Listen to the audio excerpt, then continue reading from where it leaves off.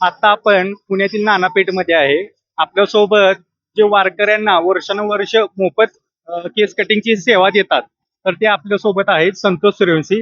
त्यांच्याकडनं आपण जाणून घेऊया की कशा पद्धतीने वारकऱ्यांसाठी मोफत सेवा सुरू केली आहे. काय सांगाल की तुम्ही वारकऱ्यांसाठी दरवर्षी मोफत सेवा देता, काय काय यात सेवा उपलब्ध? यामध्ये मोफत दाढी आणि कटिंग दिली जाते. जसा प्रत्येक वारकरी प्रत्येक जण आपापल्या क्षमतेनुसार सेवा देतो, तसं आम्ही आमच्या क्षमतेनुसार एक पांडुरंगाची सेवा म्हणून वारकऱ्यांची सेवा करतो. दरवर्षी ह्या ठिकाणी आमची सेवा असते आणि 15 ते 20 मुलांचा हा टीम आहे. माझी अकॅडमी असल्यामुळे 15 ते 20 लोकांची ही टीम वारकऱ्यांना सेवा देते.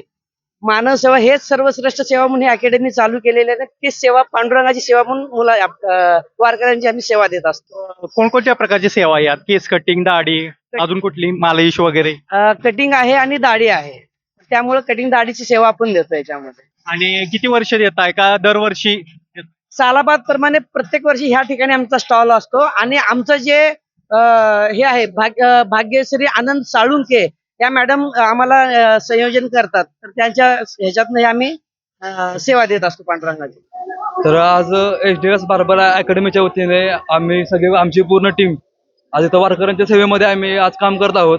रोज आम्ही युनिसेक्स सलूनला एक स्टायलिश हेअर कटिंग करत असतोय आणि आज या वारकरी थोरा मोठ्यांचे आम्ही जे आशीर्वाद घेतोय हे आमच्यासाठी एक विठुरायाचा आशीर्वाद आम्ही समजतो आणि एवढंच बोलतो.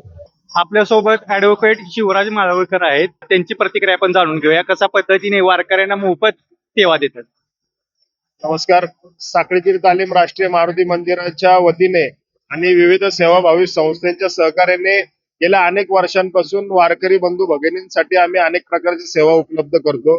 त्याचाच एक भाग म्हणून वारकरी बंधू भगिनींसाठी दाढी कटिंगची सुविधा असेल, मसाजची सुविधा असेल, चप्पल दुरुस्ती, छत्री दुरुस्तीची सुविधा असेल, प्राथमिक औषध उपचाराची सुविधा असेल, त्यांच्या मनोरंजनाची व इतर सर्व सुविधा आम्ही मंडळाच्या वतीने गेल्या अनेक वर्षांपासून देत असतो.